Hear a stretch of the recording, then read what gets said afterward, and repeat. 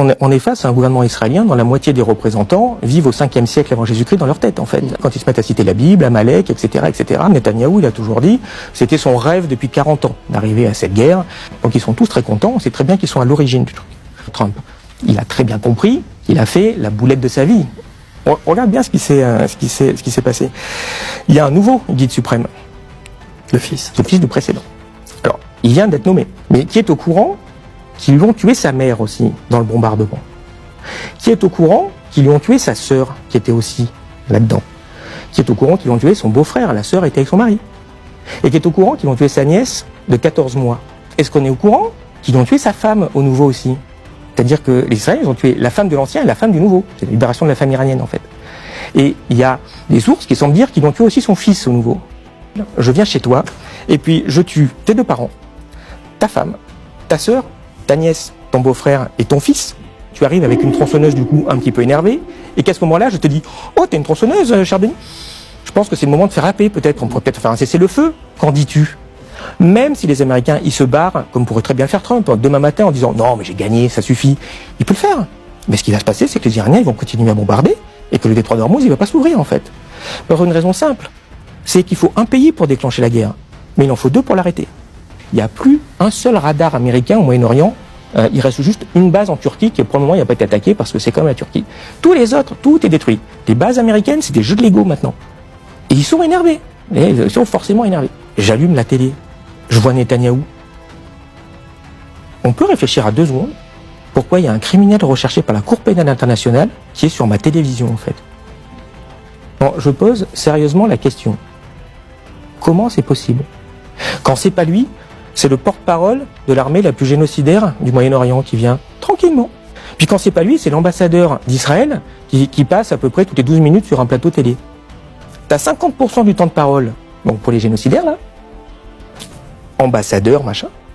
50% du temps c'est pour l'Iran. Et là, j'ai tous les gens qui sont contre le gouvernement iranien. Hein, j'ai vraiment les mannequins, le machin, les associations, les trucs comme ça. T'as vu l'ambassadeur d'Iran, toi? Premier tweet de l'armée israélienne, Israël a le droit de se défendre. C'est-à-dire que les types, ils agressent l'Iran, mais ils te disent, on se défend. Mais c'est ça, mais c'est un monde orwellien qui devient dangereux psychiquement. On n'entend jamais de libérer la femme saoudienne, ou la femme qatari, je sais pas pourquoi. On fait comme si c'est normal de foutre 700 000 Libanais hors de chez eux. Excusez-moi, hein, mais enfin, les Libanais, c'est pas des chèvres qui font des transhumances. Là, c'est pas normal qu'Israël envahisse le Liban. Pourquoi on réagit pas quand Israël vient d'envahir le Liban? C'est ça, c'est un monde imaginaire où envahir le Liban, c'est pas grave. Je te dis, les Libanais, c'est des moutons, on les fait passer, t'inquiète pas. Enfin, ne pas pouvoir arrêter un État, 10 millions d'habitants, qui est en train de violer de plus en plus le droit international, c'est quand même stupéfiant qu'on soit pas arrêté. BHL, quand il va, il traite tout le monde de Munichois. Enfin, les Munichois, ça a vraiment été nous face à Israël. Hein. Et c'est ce qui restera dans l'histoire, puisqu'on voit très bien ce qu'ils ont fini par déclencher. Ça commence pas à Gaza, ça commence, mais depuis des décennies, dans ce qu'ils font dans les territoires palestiniens. Tu t'imagines, les types, ils font un génocide, et ils vont faire Auschwitz-Plage après, et tout le monde dit, ah ouais, quand même, et ils mettent Tony Blair, le mec qui a tué 1 million d'Irakiens. Mais c'est stupéfiant. Comment on explique ça à un historien dans 20 ans? Le mec va dire, mais vous aviez des gros problèmes quand même, vous n'alliez pas bien dans votre tête sur ce truc-là. C'est des gens, ils te disent, tu vois, cette table, elle est pas blanche. Si tu dis qu'elle est blanche, oh, t'es antisémite, t'es méchant, tu soutiens le régime islamiste, tu veux que les gens y meurent. Mais il faut tenir une ligne. La table, elle est blanche. Elle est pas noire. Elle est même pas grise, elle est même pas un peu grise. Donc le message, la table elle est blanche et elle est blanche, peu importe. Si tu as des amis, quand tu dis qu'elle est blanche, ils sont pas contents, ils te disent machin, change d'amis, la table elle est blanche. Et ce qu'on est en train de vivre, c'est que tous ces gens qui s'imaginaient que la table elle était noire, ben, petit à petit ils se disent, ils se rapprochent, ils disent, ah mais non, elle est grise, ah non, elle est blanche en fait. On sait très bien qu'Israël a beaucoup poussé, Marc Rubio a dit, de toute façon, on a dû y aller nous Américains parce que les Israéliens nous ont dit qu'ils y allaient. Et que si Israël y allait tout seul, les Iraniens ils se seraient vengés aussi sur les Américains. Et Rubio a dit c'est pour ça qu'on y allait. Mais ça a toujours été un chantage des Israéliens de dire si vous nous aidez pas, on va y aller tout seul et vous aurez les problèmes, donc venez avec nous. Et à chaque fois, les Américains ont cédé. Pour libérer la femme, le premier truc qu'ils ont fait le premier jour, ils ont tué 160 écolières iraniennes. Alors évidemment, ça fait tout le tour. Les 160 tombes là, t'inquiète pas que les gens, tout l'Iran l'a vu. T'as bien soudé le peuple iranien derrière son gouvernement, même s'il aime pas dans ces conditions-là, parce qu'ils aiment encore moins quand on leur tue 160 petites filles. Le monde entier était horrifié. tué par un tomahawk. En plus, maintenant, ça a même été filmé, on le voit tomber, le tomahawk. Quelqu'un lui demande à Trump, il répond, ah ouais, tu sais, des tomahawks, on en a vendu à plein de pays, ça se trouve, c'est pas nous. Alors, il y aura à la fin une enquête qui sera intéressante pour montrer le degré quand même de sérieux de tous ces gens barbares, en fait, qui n'ont rien à foutre. C'est pas grave, c'est des Iraniens, c'est pas l'Afghanistan, l'Iran, hein. C'est pas l'Afghanistan, même pour les femmes là-bas. Hein, il y a beaucoup de femmes qui sont éduquées, il y a beaucoup de femmes docteurs, il y a beaucoup de femmes.